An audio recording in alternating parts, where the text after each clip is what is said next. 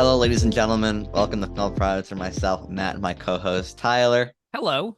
Provide our completely unprofessional, 100% biased opinions on the movies of today, tomorrow, and yesteryear. Today, we are concluding our 2023 wrap-up. First, talking about Anatomy of a Fall, and then talking broadly about the movies that we've seen in 2023 that we have not gotten a chance to talk about yet. But first, we are kicking off with Anatomy of a Fall, which was the Palme d'Or winner at Cannes this year. It's a huge international movie coming from France, directed by Justine Triet, starring Sandra Hüller, Swan Arlaud, Milo Grainer, and Samuel Tice. And is about the plot description is as followed: a woman who is Sandra is suspected of her husband's murder, and their blind son faces a moral dilemma as the sole witness. So you saw this movie like a week ago. Yeah. I watched it 2 nights ago. In 2023, I have not had a 5-star movie, and that ended with Anatomy of a Fall. No way. Hell yeah. Okay. Yes. Talk because we're gonna go full spoilers. I guess I'll give my broad non-spoiler opinions of this movie. I was gripped throughout. I originally was gonna sit down to watch an hour of it to like knock off an hour and then watch the rest of it at night, like a few hours later, and I just watched the whole thing. Yeah. I mean, That's it's a actually two not and a half totally hour. true. It's a Yeah, two it's and a half actually hour the movie. first movie where I was 2 hours in. I still have 30 minutes left. And I'm like, I consciously was like, I'm gonna pause it here because like my brain is just so full, and I need to come back to it like for the last 30 minutes to like be a little refreshed. Yeah. I think this is our generation's 12 Angry Men. I'll get more into my Wow. my thoughts Okay. on that and Wow. what I think this movie is brilliant. I Wow. think this Okay. it's almost without flaw. I think the courtroom stuff is exceptional, and the directing is exceptional. And just like the more I think about it, the more I smile. And as I was writing my notes for this video, like I was getting excited. And I texted him like, "Can we talk about this right now?" Like You're like, I'm shaking. I was so excited to talk about this movie. I think it is the best movie of 2023 from what I've seen at least. And I'm wondering what you think. I am definitely I don't think I'm as high on it as you are. I'm definitely like, this is a great movie. I think if I'm one, this generation's 12 Younger Men is a bold claim. We could talk about that. That's a sick claim. That's really fucking awesome. That's like a hot take of the century. Mm. Um It's probably been a while since I've seen a movie where I feel like I was at like the whim of a filmmaker like this, where I was like, I'm in it. Like I am very emotional. Like every time a plot reveal was or like something happened on one side or it convinced you to go to the other side, like I was definitely like back and forth and back and forth, and I could feel the tug, and I was like, wow, I'm like getting like I'm tugged along by this director. Like it's You're been being a tugged off by this I'm being movie. tugged off by this movie. This movie tugged me off everywhere.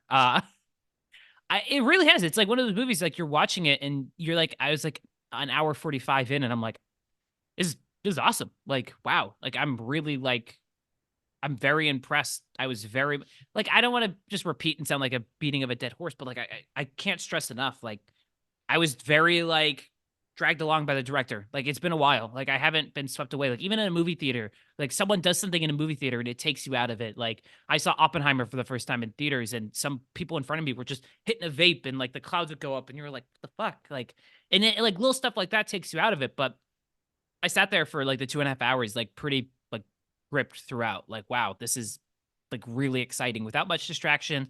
I was talking with Olive and stuff like that, but even then it was like, this is pretty fucking great. Like this is really, really good. And the more I think about it, the more one I want to rewatch it, because you're right. 2.5 hours, extremely talkative, a lot of talking in this.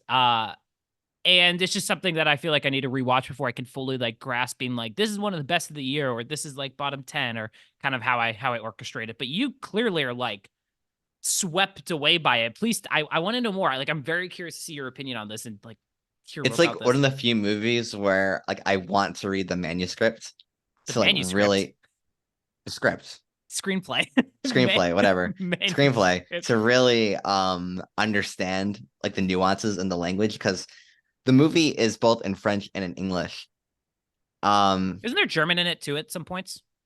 the woman is German. She is Sandra German. is German, but I think Okay. one of the interesting aspects of the movie is that from what I remember, she doesn't speak German at all. Like her own mother language. She's either Yeah. speaking English or French. and like the use of French and English is always seems so purposeful to me. Like it seems like they're trying to get the advantage of one another because in this courtroom drama, like one misunderstood word Yep.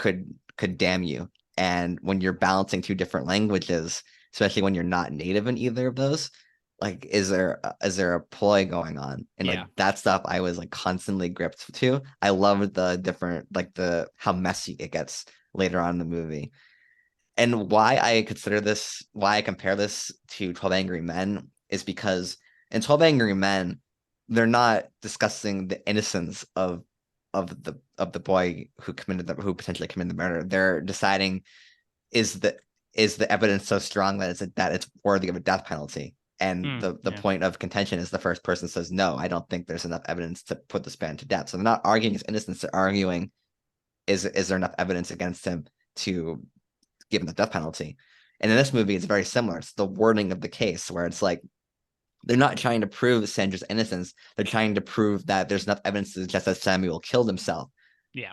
And I was like that. I was like, oh my God. Because like that's the first thing when she meets the lawyer, Vincent, and he's like, I don't care if you're innocent. Like I don't care if he killed himself or not. We need to build a case to Yeah. say that again. It's like a defamation case. Like they're kind of like building a defamation case to a certain extent. Like it's like why this man probably killed himself versus why Sandra didn't kill him. Yeah. You know, that stuff I was like the wording of everything is so precise. Yeah. And again, it's like I'm watching the courtroom aspects and it's like every line and every character, like even the experts that come in, like you can tell they all have agendas or biases that are extend from beyond being a blood splatter analyst. Like you can tell like one guy like just hates women is What's like, I bet it's she like the did it. therapist. It's like his Yes. therapist where she's like, actually, Samuel hated you. And Yes. she's like, you don't know like our Yeah. relationship. She's like, he told you Yes. one thing, but you only know a very small percentage of it. He's like, Mm. no, I know he hated you. And you're like, wow, this is bold. Did you know this is what I'm always curious about? Because this is a French movie. It takes place in a French courtroom.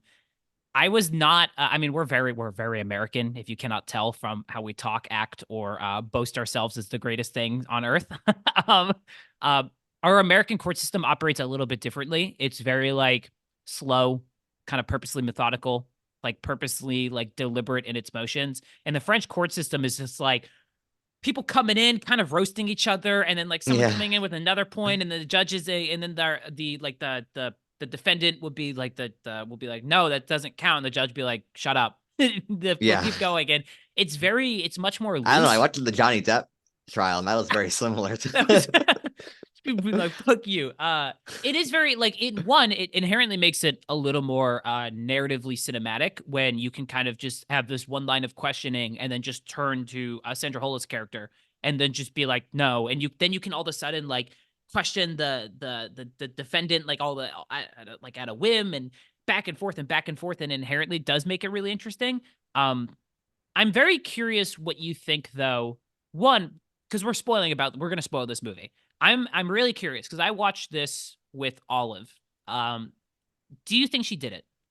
When you watch it, when it's all said and done, is it even like the question of the movie? Because I That's don't the think it's thing is like I love the ending where she's just smiling, petting the dog. Cause it's like, yeah, is it a smile of relief that she's got justice, or is it a smile that she got away with murdering her husband? And or you is she don't just know, and it yeah, doesn't matter because it doesn't matter. it's about the court. It's about It's how they yeah, decide justice. It it's about doesn't. the Yeah, court. that's the brilliant part about it. So this is what I think is really genuinely beautiful about the movie is this is a movie that the one side is so just to establish. So the movie starts off like clearly the fraught relationship. Sandra's interviewing with someone that the PIMP song is like an instrumental version of it Yes. is played, Yeah. which you're just like, that's kind of weird, but okay. Then they find the her son is blind or visually Yeah. impaired.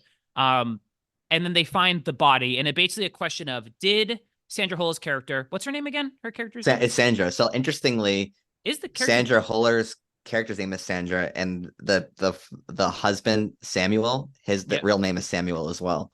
Oh, that's really cool. I didn't know Yeah. that. Okay, so Yeah. Sandra's character, did she kill? Did she basically hit Samuel with a blunt object because they had a fraught, tense, like disliking relationship, or did he, through a course of series of previous actions, was he suicidal and was this an act of suicide, like you said? And or an accident, or was It this a was an stupid accident. accident? Yeah, Yeah. did he happen to fall out? And what I think is really great about this movie is the pure neutrality it keeps you in, where it is ultimately kind of like it's not about whether or not she did it. It's about our own perception. It's about you, like you said, with the court. Like there's this line of questioning where basically Sandra is bisexual. She has had Mm. affairs on Samuel in the past, and the line of questioning is like you're a bad person from the people who are trying to make her guilty. Like you're a bad person. Were you flirting with this prosecutor? Like, is that seduction? Like, are Yeah. you like making her seem less credible in the eyes of however the French make decision in their legal system or whatever, their Or even the jury? general advocate when Sandra admits that she lied about the bruise because she didn't want to seem guilty, and he's like, Yeah. "Yes, all guilty people don't want to seem guilty." Yeah, yeah. You're Like like, things it's a like that. You're like, perception. "Oh, Yeah, yes." because it's really great because there's in the movie, it's constantly like the prosecutor will make a point, and you're like, that's a really great point. Like she's trying to go to sleep with headphones in below the, Mm. you're like, that's suspicious. And then she brings up a point where you're like, oh, that's a good point. Like that makes sense. Maybe she is innocent. And it literally will go against her for her, against her for her. It like pure dead center, The leaving your back and forth entire, between Vincent yeah, and the general advocate is yeah. just such riveting dialogue Who is that because actor who plays like he's fucking great, like the the legitimately. the opposition. The opposition, yeah. Yeah, He's that like like legitimately he's great. like French Simon Pegg. Yeah. Yeah, yeah, it's like him, Mark Ruffalo, and the guy from May December is like Yeah. best supporting actors for me because like he is so good. Like as So soon as he good. walks in, you know everything about this guy just Yeah. from his body language. Yeah. It's fucking Yes, awesome. he is great, and like Vincent, I think is really good as well. He is Mhm. the best hair of 2023. His hair is immaculate. Can I throw out this like mild Olive and I, our take was like he's like should be like 10% hotter. Like he's like Whoa, I thought he was okay. like the French Killian Murphy. He's very great hair, but there is a point like you look at We're him gonna from fight. We're behind. gonna fight. I think he's hottest dude of 2023. We were just like whenever he's like shot from behind, I'm like, that's a hot guy. And he turns around, I'm like, not bad. Could be hotter. That was Okay, my take. interesting. Yeah. This is like well, okay. I know you said it doesn't matter, but I'm really curious. Do you think she actually like do you think she did it? Do you think she's like this cold, malicious person? Because I would say my suspicion is that she did do it my suspicion is because that too. there is still because I mean one of the first evidences against her was that it clearly wasn't like the first big evidence was when they were doing the practice dummies. It was clearly like the only way it makes sense is if he was pushed. Yeah. But I think part of the commentary of the movie is that like the argument and the logic becomes so stretched out that they lose the plot, and so Yeah. they like Daniel's speech at the end, which again we assume is him telling the truth Is it like or a that's the portion of the truth again yeah? because he lies early on in the movie Is he about taking where he just like was. exactly? Is he taking just like because we're gonna jump back and forth because this is a very like there's a Yeah, lot of information in this movie, but so it ends up Daniel ends up saving his mother because he conducts a test where the argument is Samuel at one point tried to kill himself because Sandra found him. He was slumped over, covered in vomit, and she noticed like white splotches in the vomit, which thought to be aspirin. So Daniel runs a test on his dog to see if that was the case. He realizes it is the same and then attributes that test to a conversation that he had with his dad, where his dad basically kind of talks about like death and like yeah, moving on.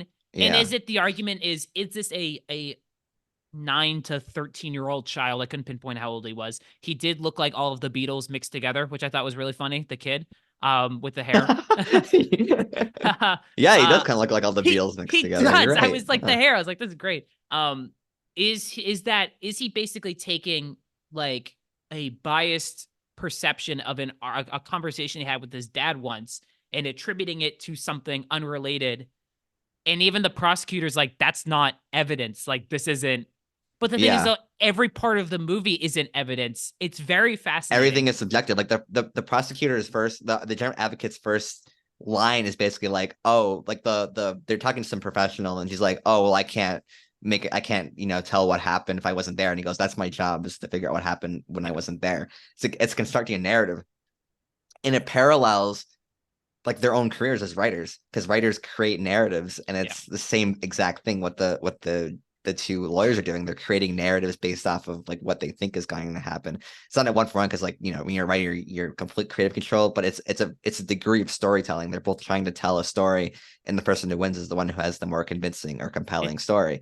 And like when they're like reading, like when the general advocate's like reading excerpts from her book and it's like trying to infer, like based on what's going on in the story, what it's actually saying about Sandra herself and her relationship.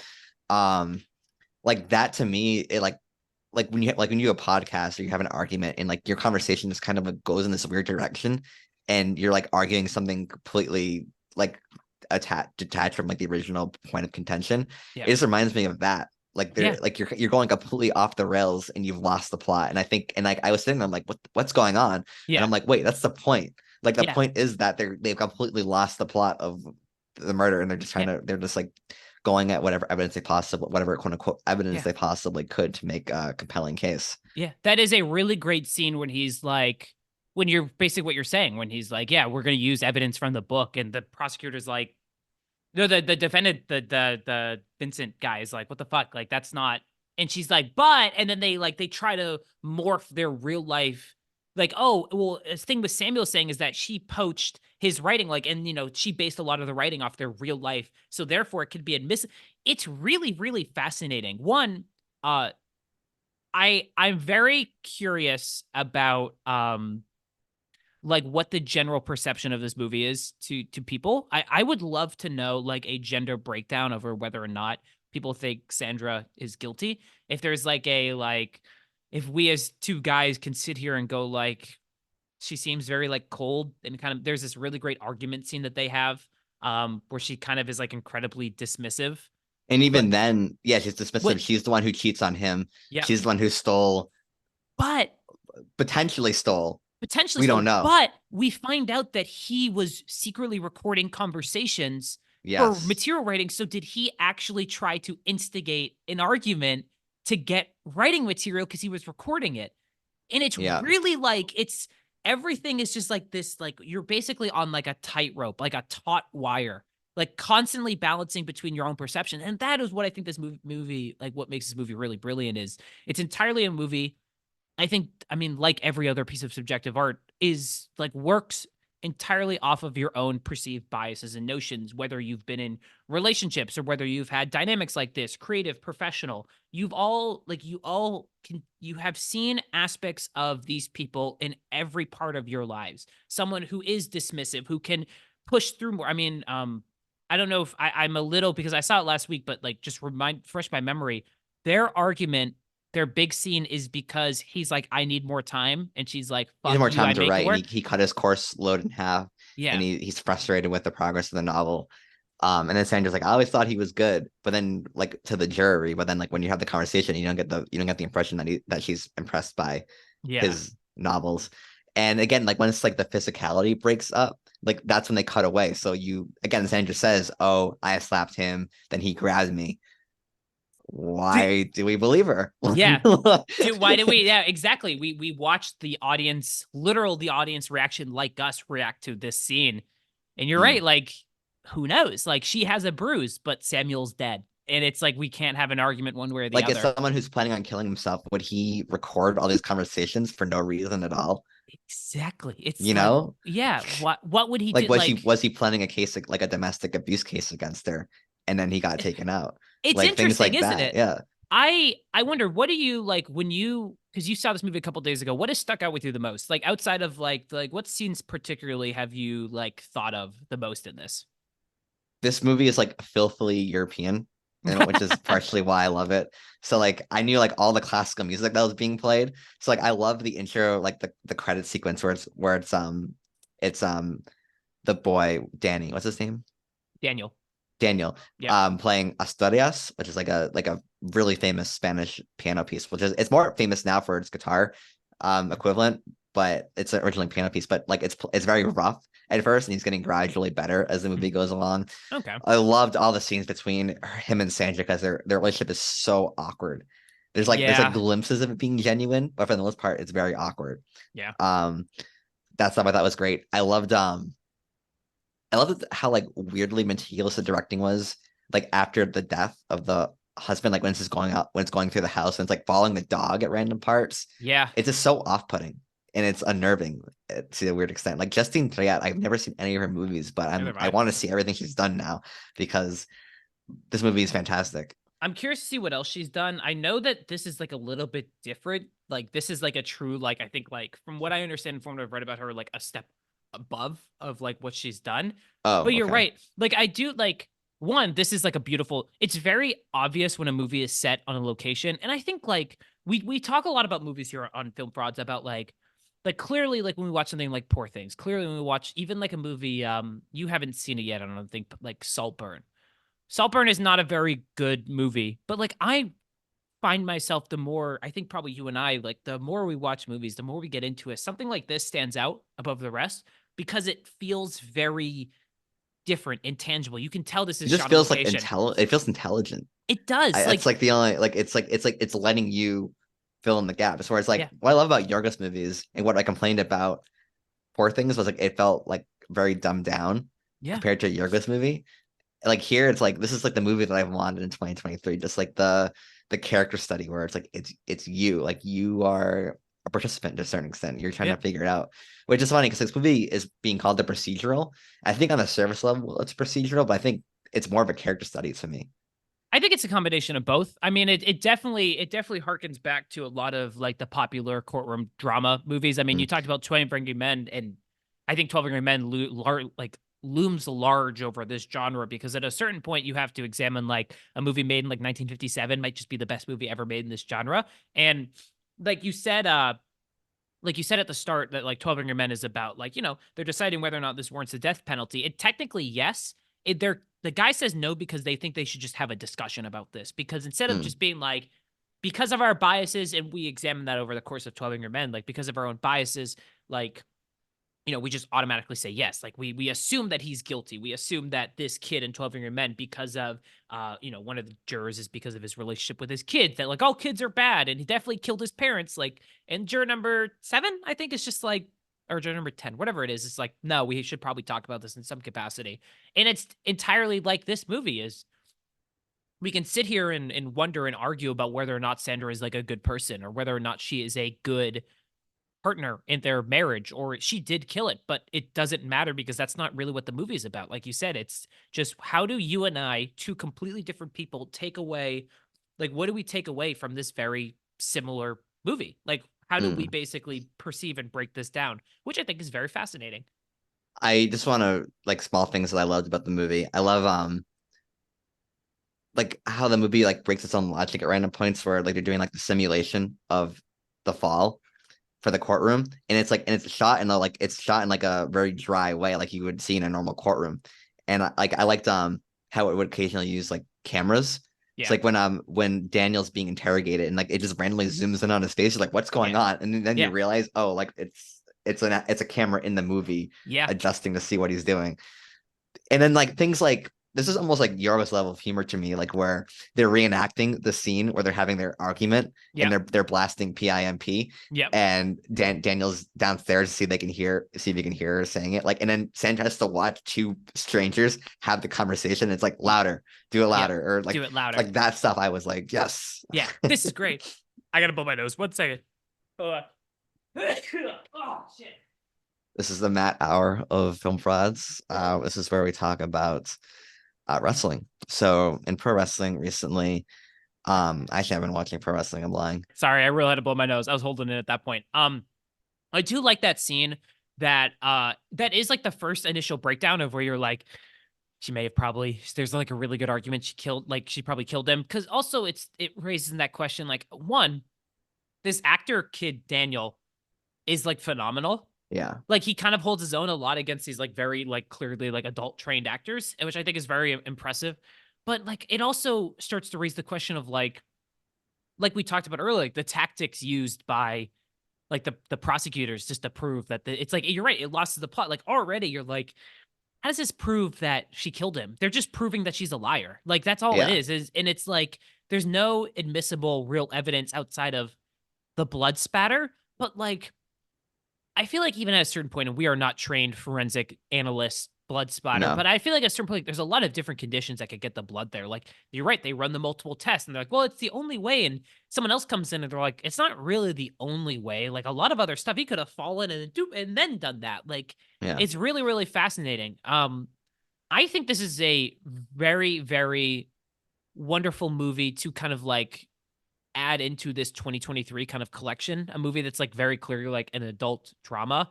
I mean, there's that scene at the beginning where Daniel finds Samuel's body, and you're like, wow, like already, like that's a lot of for a kid to go through.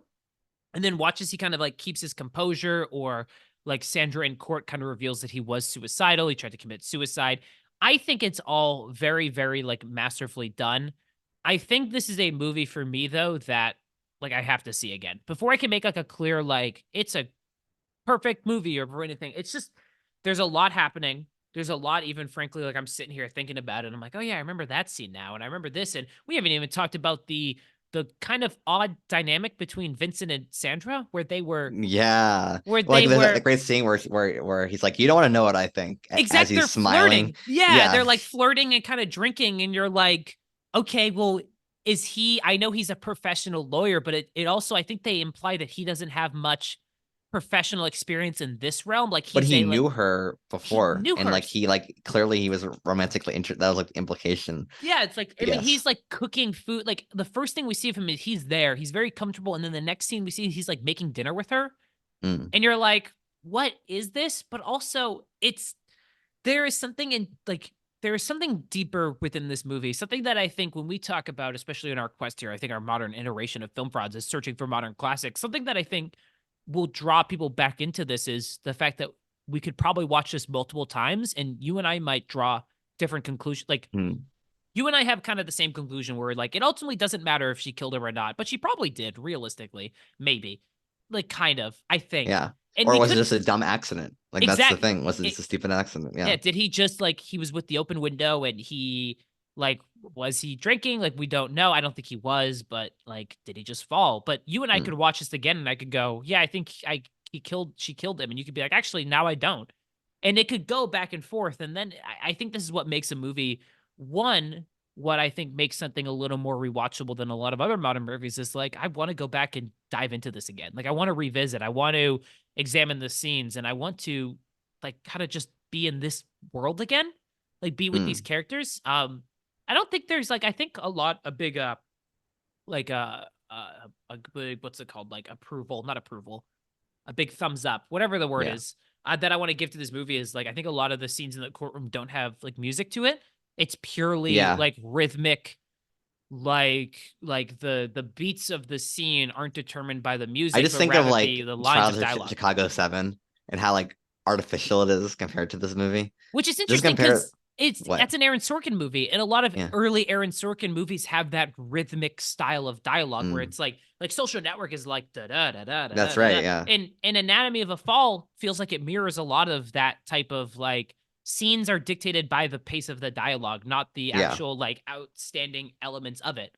Which you're right, Child of Chicago 7 is a very like artificially like Order. yeah or yeah It's like all the music swells and it's well, like, it's like great. It's that yeah. Sorkin emotional ending bullshit that I hate in every single one of his movies, Except for a especially social network. Social Network. But Social Network Or doesn't, yeah, where it's just like downer it's and just so somber. sad. Yeah, Oh, but it's yeah. great. Like that's what makes it great. Well, that's Fincher. I mean, the worst part about almost all of his movies, I bet Sorkin wrote a really cheesy, stupid ending, and then Fincher's like, cut it. yeah, cut it or I'll kill you. Cut it, I'll murder Yeah. you. I mean, you can even like, you're like, well, Don't that tell might not be Aaron. It's true. not gonna be in the final cut. He's like, please, no. But a lot of people can be like, that's not true. Watch the ending to A Few Good Men, Steve Jobs, any of the movies where he has clear like script control, and you'll see the ending of those movies. Like, have you seen A Few Good Men? The Tom Cruise, No. Jack Nicholson. It literally ends with like the soldiers going like, we didn't like you, but hooah, like salute, and you're just like, all right, man. Or Steve Jobs, where it's like at the end, he's like, I actually always loved you to his daughter, and you're like, you didn't earn this. I don't think you earned it. Yeah. Do you have any other like big stuff with this movie? I mean, your generational 12 Angry Men take. Can you like this is like what do you like? Tell me more about that. I need to know this because 12 Angry Men is my favorite movie. I think I pleaded my case. I think it's all about the language, which is what 12 Angry Men's about. It's like what exactly are you arguing? And I Yeah. think it's just it's a good I wouldn't say indictment, but just a good like highlight on like what exactly how we determine right from wrong in like an official government justice system. It's all about language, and Yeah. you're not trying to solve the case, you're trying to create a narrative, and that's Yeah. just what it's about. One final It's not 12 question. Angry Men in the sense that like this movie is like more sprawling in its locations, whereas 12 Angry Men it's just that one room. But I think with regards to its commentary, I think that's why it's the equivalent of 12 Angry Men. Okay. I can respect it. As someone who has it tattooed on my arm, Yeah. I respect it. I mean, you only get 4 out of 5 stars, so I'm wondering It's why the it's extra star purely isn't there. it's purely I need to watch it again. Like I have Okay. this is 2023 has been a year, and we'll talk about that more when we get to our next part, but 2023 has been a year for me where I'm like all of my major movies that I love I have to see again, like multiple times. It's just because like I feel like now I'm at a stage of my life where it's like I just want to watch things twice because I feel like it takes me twice to fully grasp every single thing. Like once to like the shock of it, and two to like really think about it. And Anatomy of Fall is a 2.5 hour movie that oscillates between French and English, which you said the language is in and of itself a weird like uh subtle part of the movie where they're trying to one up each It other. reminds me of Decision to Leave. Remember, Decision to Leave is all about language. Oh, that's right. Like it Yeah. kind of drew parallels to that for Yeah. me. Okay. Yeah, I mean, there's a lot of times in courtroom where they're like, French, please. Like, she's like, I have to Yeah. give it in English. Like, I can't. Like, Yeah. what I'm trying to argue is convey. There's also the argument in there where Samuel and his argument is like, you've taken over this relationship. Daniel is French or part Yeah. French, part German. He speaks English. Like, Hmm. we speak the language that you want at home. One final question. Oh, okay. So the reason I gave it 4 stars, I just need to watch it again. Like, I'm a Okay. little like there's a lot of stuff to dissect that I really want to think about. Um, if whether or not Sandra killed Samuel, regardless, do you think she's a bad person? Because I think there's a lot of argument that she's like not a very good person, and I'm very curious to see what you I think. think whether or not she murdered him or not, there's significant evidence to suggest that she's a selfish person. Um, does that make her a bad person? No, as I think Samuel's selfish as well. I Do you think she's think? a complex character. Okay. What makes you think Samuel's selfish? I'm not trying to be like the guy, but I think Samuel's selfish because maybe not like narcissistic, maybe like where he's unable to accept blame for himself with his mm, writing, okay, and he's like trying to blame everyone else but himself. okay. And I think There, that drives Sandra to be selfish. Like I think it's like they're both bad for each other, and just because I'm not sure if maybe Sandra is like in like a weird way is like justified in taking out. Maybe she's not justified in yeah, killing Samuel if she did, but maybe like their relationship seemed doomed to fail. But there's like yeah, weird instances where Samuel like made all like the places all the different spots for their son to know where he is around the house and around the yard. yeah, Like I'm like, oh, so he does care. I don't know. It's like they're complicated yeah, characters. yeah. That's just how it is. I don't think we can always like it's a very did she or didn't she kind of question in a movie that is not you can't answer with a yes or no question. I am very curious though. Uh so this is your favorite movie of the year right now from what you've Yes. seen. Okay. Yeah. Um kind of taking that back now to 2023. This has been a great fucking year for movies. Like I know you have not gone to the movie theater as much. Would you have seen this in theaters? Um. Yeah, I probably would have if it had been available to me. Is it not in any theaters? It just got to a smaller like indie theater Mm, around me, and I'm very tempted to go see it again. I'd be interested in seeing the theater because it's like to be locked in like that would be Yeah. nice. But again, I didn't check my phone once while watching this movie. I was so Uh, locked in. Yeah. I've now taken I've made it a mission of like I turn my phone off and put it on the other side of the room. Like I Mm, plug it in, I'm just like I'm not gonna look at it. Well, yeah, this was Anatomy of Fall. This is a pretty yeah. fascinating way to end the year. This will probably, I know you don't care about the Oscars. Sandra Huller, Justin Trier, and it for Best Picture up in the air. Oh. They probably will get a nominated for Best Picture. I don't know if the director will get a nomination. I don't know if Sandra Huller will get a nomination. I only say that because I want the General Advocate to get a nomination. that man should get a nomination. Who is he? What's Yes, his he name? was He's so great. fucking good. Don't give There's it to that. Robert Downey Jr. He's old and no one cares about him. Give it to the General Advocate. You're just building on this True Oppenheimer hate. representation. Yeah, And you're like, if the Oscars want representation, give it to a French guy. give it to a Give it to French. French Simon Pegg. Don't give French. it to a white American. What's his name again? What's the general advocate? I don't know what the La actor's name was. in Anthony Reinhardt. Okay. Yeah, Yeah, he deserves it. this I'm is just him. throwing it out This there. is him. Yeah. Yeah, what a man. I It's actually beautiful. I think there is a I don't want to speak on a controversy, but I think there were allegations made against the actor who plays Samuel about his treatment to women in another Oh, set, and I was like, "Ooh, that's like not good for the spicy. women, but like spicy." No, But I that's not was good. like, yeah. Okay, Matt, 2023. We've talked about five. Oh, What? yeah. You No, saw, there's some allegations against him that are not good. did you look it up? Yeah. uh 2023, Matt. Alone on our 2023, we have talked about 6 new releases out of the last few weeks. We talked about Leave the World Behind, May, December. Hmm. We did Poor Things, Iron Claw, 15 very scattered minutes of Rebel Moon, movie sucks. Anatomy of Fall. I imagine next year there will probably be less movies like this to talk about, or like big major releases.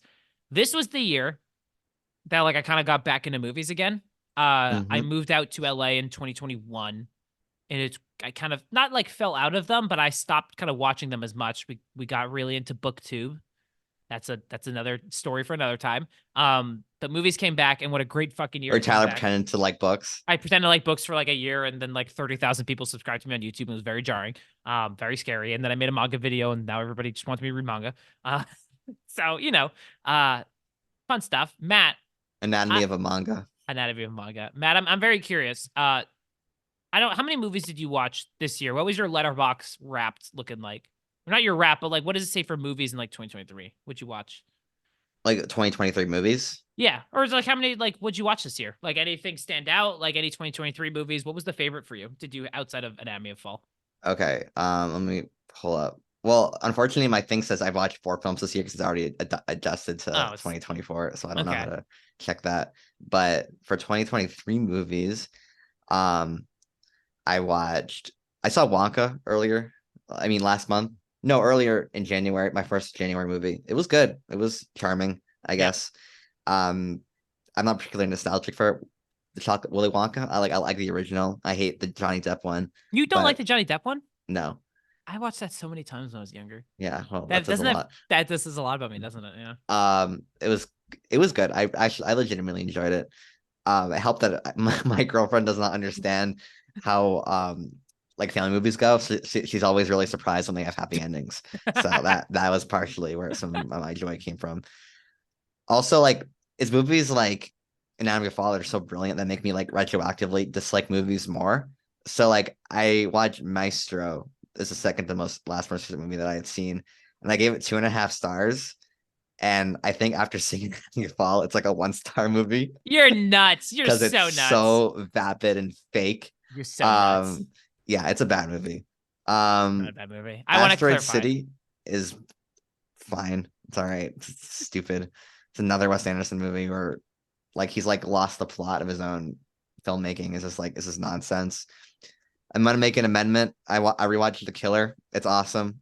I was kind of arguing the downsides of it in the last podcast, but I rewatched it and I gained a new appreciation for it. It's meditative on purpose, Let's and I go. found it to be very calming to watch on a second viewing. And I found like the writing to be very intelligent as well.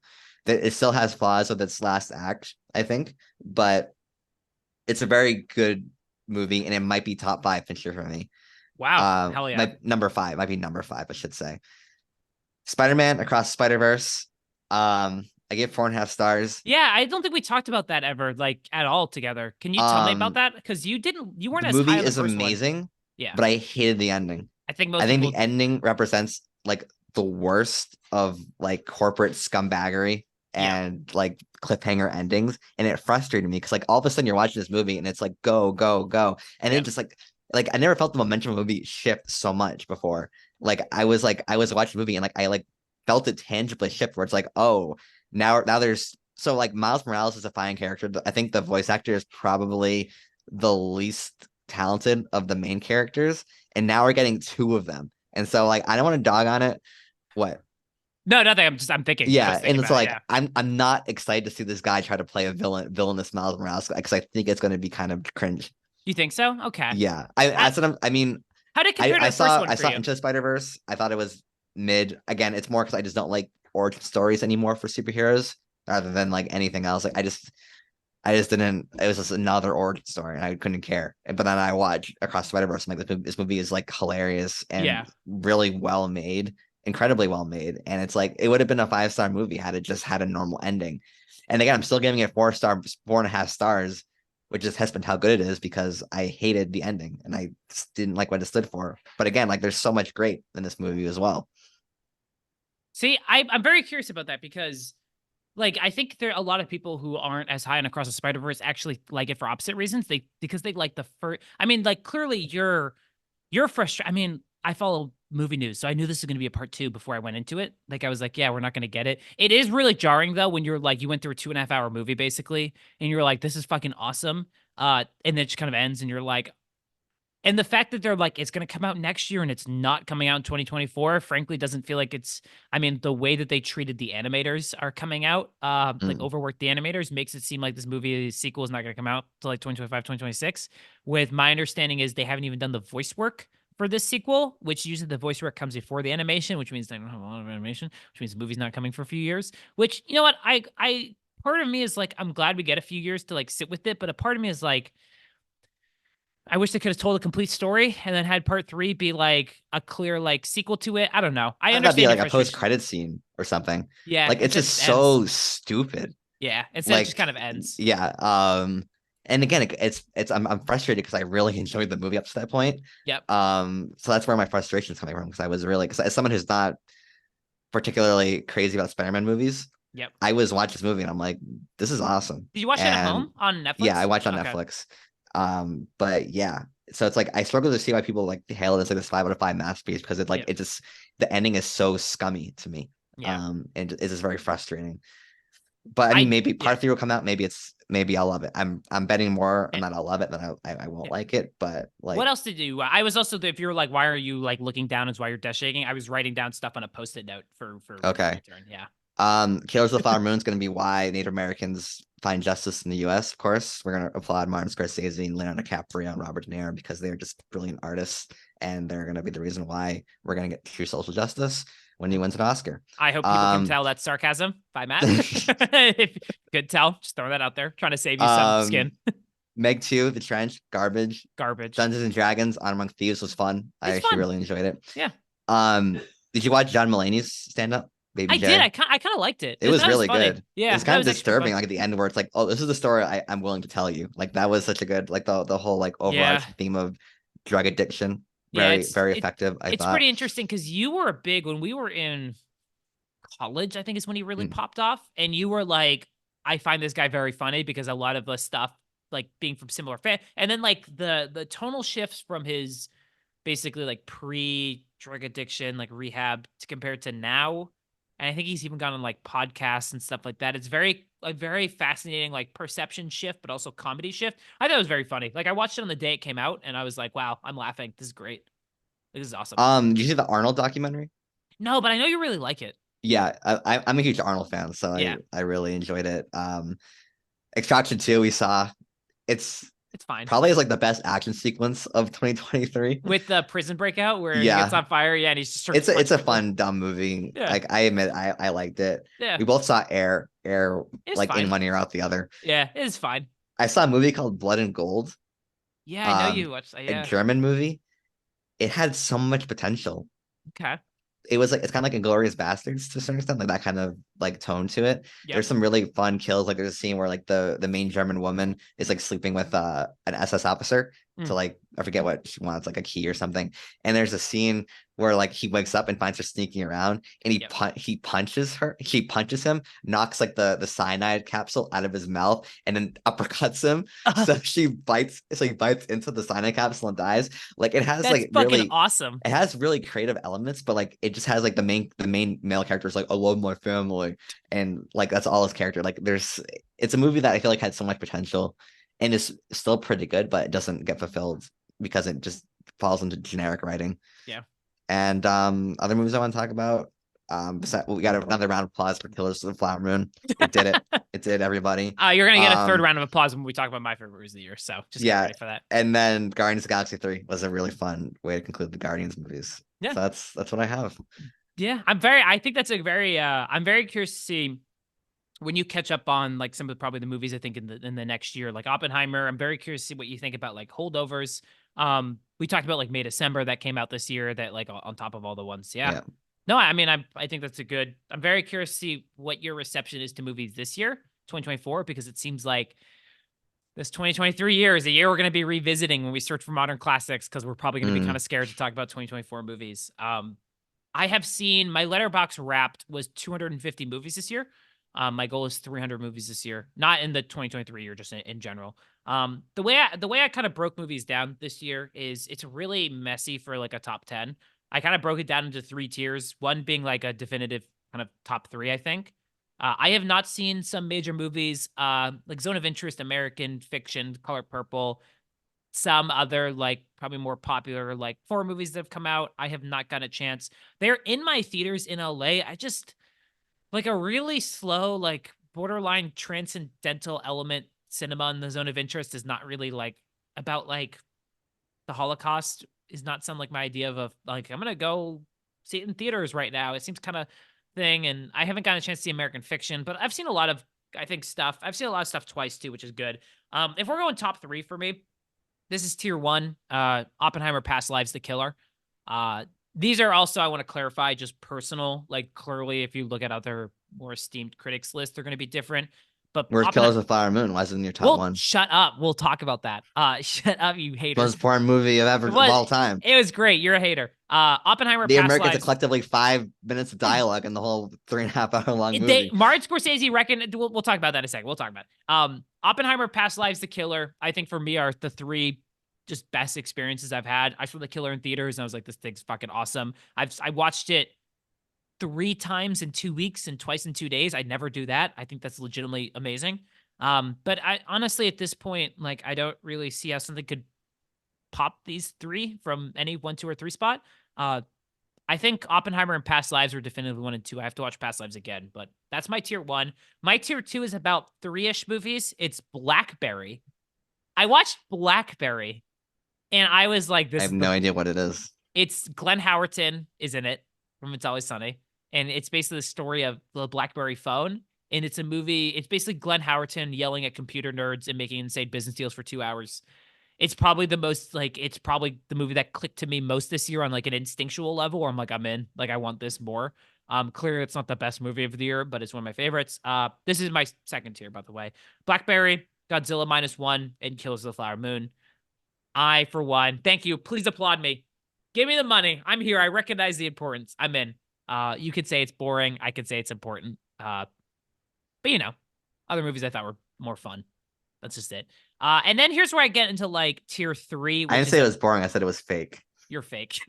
At the okay, we'll talk about Killers of the Flower Moon one day. But here's my tier like 3, which is basically like everything from like personal favorites to good movies. I just kind of threw it all in one. Poor Things we talked about, The Holdovers, The Boy and the Heron. May December worked its way up. Across the Spider-Verse was there. I do like Maestro. Sue me. I do think it's pretty good. I had John Wick 4. I don't think it's bad. I just think it's. I don't know. After I read Anatomy of a Fall, I'm like, this is like what actual movies are.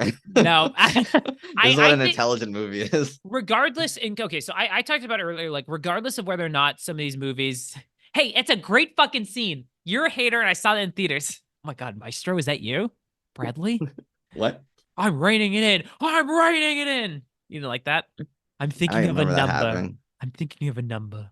I'm thinking Yeah. of the number. You ever seen John Wick Chapter 4? No. Okay. That's up there. I had there's a couple I want to talk about. That was actually a good scene. It just had no narrative weight behind it because all the scenes leading up to were bad. Are You There, God? It's Me, Margaret is one of those movies that I saw on a plane. I'm like, this movie's fucking awesome. The Burial, a Jamie Foxx, Tommy Lee Jones courtroom drama with Jamie Lee Foxx just acting his ass off, which I think is really good. The Teenage Mutant Ninja Turtles animated movie was really fun. I really liked Ferrari. I really liked Barbie. I really liked Mission Impossible 7. It was good. I liked Guardians 3. I thought that was pretty good. I liked Guy Ritchie's The Covenant a lot.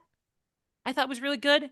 And my hidden gem of the year, where I'm like, this movie, it debuted on streaming on Netflix on the same weekend as Barbie and Oppenheimer. So clearly it was pushed to the side. But the movie They Cloned Tyrone, Do you know that movie? Have you heard It's of it? on Netflix. I didn't watch it though. It's a like a mild like conspiracy thriller invasion of the body snatcher like blaxploitation movie with John Boyega, Jamie Foxx, and oh my god, I don't want to butcher the third person. She's really good in it. It's like kind of like a phenomenal movie. It's really fun, really well directed, really kind of like intelligently made. I'm dare to say. I was very, very glad I watched this. It's by Jewel Taylor, is the name. I don't think he has directed anything else. I think it was debut, but it was John Boyega, Teyonah Parris, and Jamie Foxx, and it's just this like really fascinating movie of like white America and like capitalism kind of taking over like kind of more like black culture, black suburbs, and like how it's like controlled and manipulated. And there's a lot of like this kind of like blaxploitation elements and this grainy, like noisy film era. And it's really, really well done. If you're ever going to check out a movie on streaming that I think has like true character, true, like really great performances, something just really fun and enjoyable with a movie that I think just like completely is going to get lost to time in the Netflix streaming algorithm and something that I think bookends a really phenomenal year. Watch They Clone Tyrone.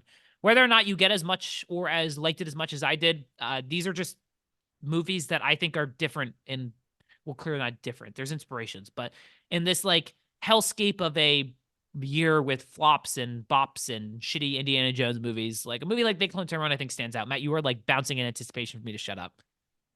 Matt, what do you think about my list? Walk me through it. Did Tell you me watch what any TV shows in no. 2023? No. I okay. Can I say something real quick? What? I want to watch this Ted show on Peacock. This prequel show to the two movies Ted and Ted 2. I keep seeing clips from it on Twitter and it looks really fucking funny. I'm annoying Olive to the point. I'm like, "Olive, look at this Ted clip." And she's like, "Shut the fuck up and watch the show." And I'm like, "No, like look, it's funny." Um I like you are more of a Seth MacFarlane guy than I am because you like the Orville You watched like every other season of Family Guy. and American Dad. Yeah, and American. You've watched way more Seth MacFarlane. You've But watched like you 3,000 times the amount of Seth MacFarlane I've watched. So but don't you even like but with I've never this seen the crap. Orville. I've never seen the Orville. Okay, well that's like 10 hours Is versus the Orville good? the 50,000 hours. Yeah, it's good. Okay. I've never seen A Million Ways to Die in the West, that movie that came out I've years seen ago. it. It's For awful. bad. Okay. Yeah. I did not play Fortnite Peter Griffin. So I do say though, I like the Ted movies. I think they're funny. I like Mark Wahlberg in the Ted movies, regardless of your opinion of him. And this show looks fun, and I'm gonna watch it. That's my. Have What you about you? watched Invincible this season? No, Season but I, 2? I saw the animation. Kind of looks like it's. Did you watch the first half of the second season? Yeah, What'd I you think watched of it? first half. I think the narrative is more lost than the animation. I Really? think animation's fine. Can you walk me through it a little bit? Because I haven't seen. I just like there's like a weird time travel dimension thing that like is introduced in episode 1, and you're like, what? Like it, Okay. like the season 1. Because I rewatched season 1 this year as well to prepare for season 2, and it's like the clear like slow escalation of Omni-Man no longer being able to hide his like true self to a certain Yep. extent was so well done, and like the season is it feels very lost. Same thing with Loki season 2. Like Loki season 2 felt lost to me as well. Like Oh Loki yeah. season Did you 1, I finish it? rewatched as well. I rewatched it over the summer. Yeah, and like it's good. It's the best thing Marvel is doing. But season 1 on a rewatch was even better for me. I was Oh, like, nice. this is like amazing. And then Mhm. season 2 came out, it was fine. Weirdly enough, Fargo season 5 came out this year, and it is phenomenal. There's Is one it still episode going left. strong? So like so the thing about Fargo is like every season is individual, like it's its own story. So you can jump in at any time. Like season 5 has nothing really to do with the other seasons.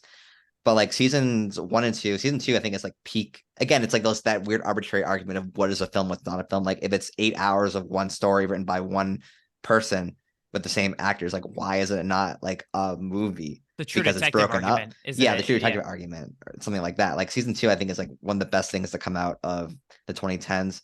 Season 3 was fine. Season 4, I didn't finish.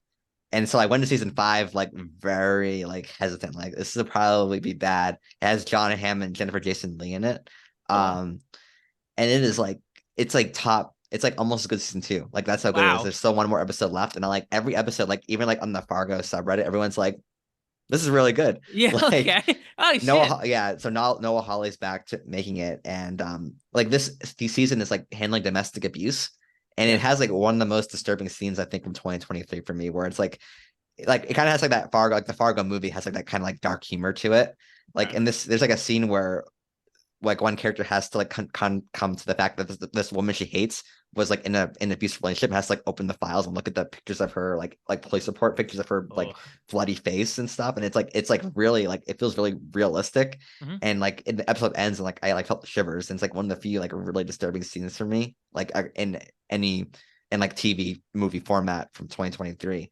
And it's like, yeah, one episode left, and it's 2024, and I like Fargo. Like, That's like crazy. That I'm was a like show into that was Fargo again. Yeah. that was a show that was mad that you were really into when we were in high school, like Yeah. almost a Yeah. decade ago at this point. Yeah. Yeah. And you're just like, this still is still going. Are you watching the new True Detective, Night Country? The first episode came out yesterday. I have not like Detective has a weird place. It's like Fargo, where I'm like, I'll give it a chance. I'm always gonna Yeah. give it a chance. We'll see what happens. I will eventually watch the first episode, but Yeah. it's not.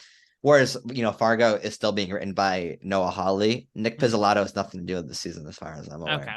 So Okay. it's True Detective, but it's not True Detective at the same time. Okay. You Huh. know. So we'll see what happens. Did you But ever finish season 3 of True Detective? I never finished the finale. I never watched the finale. I just Yeah. didn't care. Did you ever finish Barry? Yes, I did. Yeah, Barry was 2023. Did you Barry was finish Barry? 2023. I gotta be honest. I lost interest when they time skipped. I was like, eh. Yeah, and then like none of that stuff really gets fulfilled. Yeah. I know what happens at this point. It was impossible to avoid spoilers. But Mm, I mean, the last one of the few, I mean, that episode of Barry when they all get sucked into the sand mm. is like still like genuinely harrowing. I still think about that sometimes. But then they time skip and I'm like, and it becomes a little more surreal. And I was like, like sure. Yeah. Olive and I never finished. We just kind of lost interest in it. I guess I did watch that shrinking show on Amazon Apple Plus because I needed a Oh. justification for why I was spending $6 a month. So I just kind of threw it on when I was well, occasionally it's fine. Mm. Harrison Ford's in it, he's funny. Uh yeah. I don't know. Do you have a favorite piece of media you think you consume? Books, video games, movies, music, TV? I think Any it's Fargo season 3 might be. Fargo season 3 or 5? Oh, season 5. I'm Season sorry. 5. It's Okay. between that and Anatomy of a Fall, to be honest. Okay. Like we'll What's see the how season 5 ends, Yep. and then I'll have a definitive but point. But like I think Anatomy of a Fall might be the best. Might be the best. Okay. Because 2023 video game wise, I've been playing Jedi Fallen, Jedi Survivor, but I'm like nowhere near far enough into it to really Yep. definitively say anything. What's your favorite thing of 2023 besides the resurrection of film frauds? The Resurrection of Film Frauds is there. I mean, for me, it's just getting more into movies again. Yeah. It's just being able to like that interest is always like it's a weird thing to describe like in the I don't want to be like, oh, sociological breakdown, but like in the age of like constant mass consumerism where like anytime I can go on my phone, I can get access to literally every piece of media ever created. Um, Yeah. the constant interest I have in movies is not only there but growing. I mean, I don't really care about doxing myself. I'm leaving Los Angeles, but I went to see Amoeba Records, this very popular movie store in downtown LA, and I bought like 4 or 5 movies. And I'm just like, let's fucking go. Like I sent a Mm. picture in our group chat, and I was like, I can't wait. Like I had Fitzcarraldo in there. Like it's just like a lot of different stuff. I'm just super excited to check out. Uh, I'd say probably like I kind of talked about like 2023 best movies in terms of like favorite movies of the last. Like I don't want to be like, but like probably the more memorable watch experiences I had is Barbarian this year. It's just off the top of my head in terms of like I turned off all my lights, I put my phone off. I just was by myself and I didn't know what happened in Barbarian and being able to experience that you watch Barbarian, right? Yeah. Just I this, didn't know anything about the twist or anything. yeah, just So yeah. that hard cut from Bill Skarsgård getting his head bashed in by a giant incest baby monster to a hard cut to Justin Long is maybe one of my more favorite movie experiences where I was like, what the fuck kind of thing. I Yeah. was fully in. Yeah, I don't know. Good music. I've been listening to Pink Floyd recently for some reason. Yeah. I know. Right? What Kinda cool. songs? I'm just listening to The Dark Side of the Moon again. I don't know if I've ever like fully like listened to it end to end, like on my own, and I've just been kind of just doing that. Like I went on a run this morning and was just listening to The Dark Side of the Moon. Because why not? Fuck it. Okay. Yeah, that's about it. Matt, what's your favorite book you read this year? I don't want to spoil your YouTube video, but Um I Claudius. Claudius, Robert Graves' I Claudius. Yes. Hell yeah. I would ask you, but I mean, I know Yeah, I it's didn't read a book. Notebooks. Yeah. Yeah, it was Notebooks. It was the MCU book by yeah, I read that. Yeah. I don't know. Okay, Matt. Where can you? We don't know. We're figuring out what we're going to talk about next. But the next episode we do will be a Search for Modern Classic, our first one, 2024. We're figuring out the movies that we're going to talk about. Expect a couple of those, maybe clearing out our watch list, and maybe any other fun, creative ideas that we can churn out of our Yeah. very social media addicted adult brains. So, Matt, go TikTok away. Where can you find our podcast? Where can you find Apple this? Podcasts, Spotify, YouTube. Leave a 5-star review for us. Maybe we should do a thing where like we read the reviews that we get Yeah, live. So if you live. leave a review, we're gonna read it Yeah. on air. So you can tell us your messages, give us your points. Yes. Exactly. Thank you. Yeah. We get a shout out as well. Maybe we should have said this at the beginning of the episode. We'll do that next time. We'll do that next time. Okay, yeah, we'll figure out what we're talking next. Expect it to be. I have a couple movies that I'm gonna try to. Are we gonna do Don't spoil it. We'll talk about it after okay. we record Okay. it. Because I have a couple that I may want to talk about instead of the 3-hour Christian movie we had on the docket. Maybe. I thought you loved Martin Scorsese. I thought he was the most important man in the world. You're fuck He's the you. most important movie. You were just tired. You were just a sleepy little baby. We had a conversation. You said nothing positive about the movie. I said everything positive And about all the of movie. a sudden, Mark liked the movie, and you're like, "Oh, this is the greatest movie of all time." I saw the movie before Mark. I saw it opening Yeah, but then you night. talked about it, and then you changed. I your have been mind. on this movie. I left this movie. No. Fucking fuck you. I do want to say though, seeing movies in LA is going to slowly drive me insane, and I cannot wait to leave. That's my take. That's my hot Mhm. take. Except when we see it in movies in some fratty stone. Wow, way to Steve Austin just guy. dox me as well. See, that was a non-consensual dox. In- It's still vaguely. How about this? I'll cut it out, Okay. so you won't know that we live in. Sounds good. All right.